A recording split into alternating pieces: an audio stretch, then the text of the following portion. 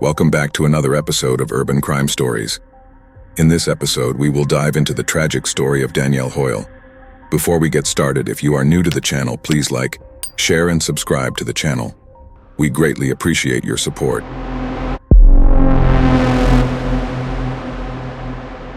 On February 1st, 2022, a tragic event took place in Memphis, Tennessee. A 27-year-old mother named Danielle Hoyle was found brutally murdered, and her 2-day-old baby girl, Kennedy Hoyle, was missing. The person later identified as committing this horrendous act was Brandon Isabelle, Danielle's ex-boyfriend and the father of her 2-day-old girl, Kennedy.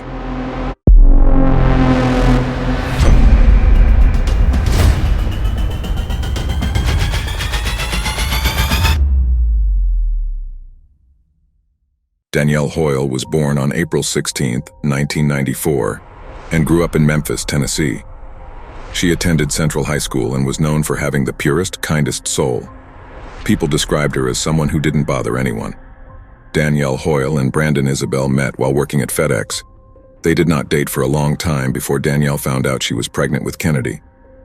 Early in her pregnancy, Danielle decided to end her relationship with Brandon. As her pregnancy progressed, she started seeing another guy casually, and someone in Danielle's life thought that Brandon was very upset about it. Danielle had a 10-year-old daughter named Jeria, who she was an excellent mother to. She shared a beautiful relationship with her daughter, and they were like best friends. Danielle, a hardworking material handler at FedEx, worked hard to provide for her daughter. Not only was she a great mother to her 10-year-old, but she was also looking forward to being the same for her newborn daughter, born on January 31st, 2022. On Tuesday, February 1st, just 2 days after giving birth to her precious daughter, Kennedy Hoyle, Danielle took Kennedy back to the hospital for further testing. During this time, Danielle's mother would text her to check if everything was going okay.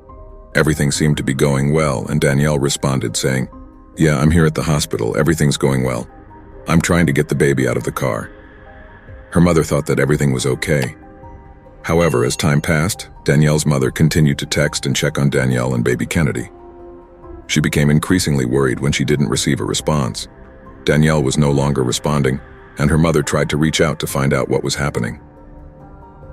Around 11:15 p.m., a Memphis Police Department officer was driving on Sedgwick Drive and Levi Road in Memphis, Tennessee. While searching for possibly stolen vehicles, the officer found a tan Chevy Cruze with a broken driver's side window. After checking the license plate, it was confirmed that the car belonged to Danielle Hoyle. The officers then contacted Hoyle's family, who revealed they hadn't seen Danielle since earlier that day when she left home with her 2-day-old daughter, Kennedy. While officers continued searching around the area, they found the body of a young woman in her mid-20s. She was lying on the side of the road, close to the abandoned vehicle. Sadly, she had been shot in the head and didn't survive. The investigators soon confirmed that the victim was Danielle Hoyle. Surprisingly, her newborn daughter, Kennedy, was not there, neither at the scene nor in Danielle's car. Concerned about the baby's safety, the Tennessee Bureau of Investigation issued an Amber Alert for Kennedy. When Kennedy went missing, she was just a 2-day-old baby girl, described as black, 17 inches long and weighing 6 pounds. She had brown hair and brown eyes. The last outfit she was seen in was a black and white polka dot onesie with pink pants. While looking for Kennedy, investigators found an empty car seat close to a dumpster at a Walmart in the Whitehaven neighborhood of Memphis. Family members confirmed it belonged to Kennedy. The Memphis Police Department, Shelby County Sheriff's Office, Tennessee Bureau of Investigation, and local volunteers searched thoroughly in and around the community, but no new evidence or information was found. As they were looking for Kennedy, investigators talked to Brandon Isabelle, Kennedy's father. From him, investigators found out things that led to his arrest. On February 1st, 2022, investigators arrested Brandon Isabelle because they suspected him of murdering Danielle and Kennedy. In his talk with the police, Isabelle supposedly confessed to the murders of Danielle and Kennedy Hoyle. He said he tricked Danielle into going to the place on Sedgwick Drive and Levi Road in the Whitehaven neighborhood, where they found Danielle in her car. He said he shot Danielle in the head and then took Kennedy, who was in her car seat, from Danielle's car. Isabelle went on to say that after putting Kennedy in his car, he drove to the north side of Memphis, specifically to the Upper Mud Island boat launch in Island Park along the Mississippi River. Isabelle said he took the baby out of her car seat and tossed the child into the water.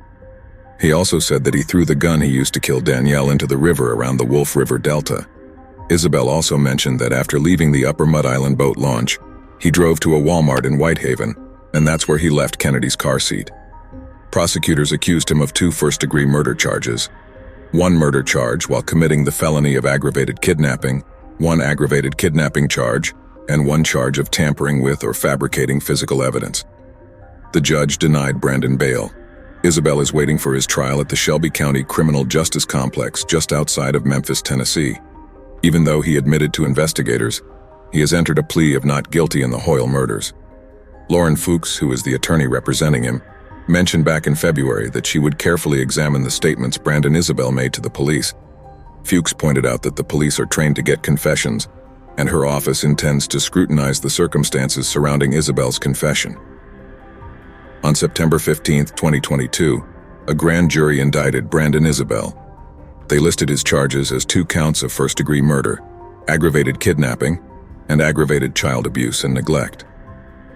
On Wednesday, December 6, 2023, Judge Carolyn Addison scheduled his trial for September 23, 2024. The devastating impact of this heinous crime was further compounded by the emotional turmoil experienced by Danielle's surviving child, Jaria, who was distraught over the loss of her mother and newborn sister.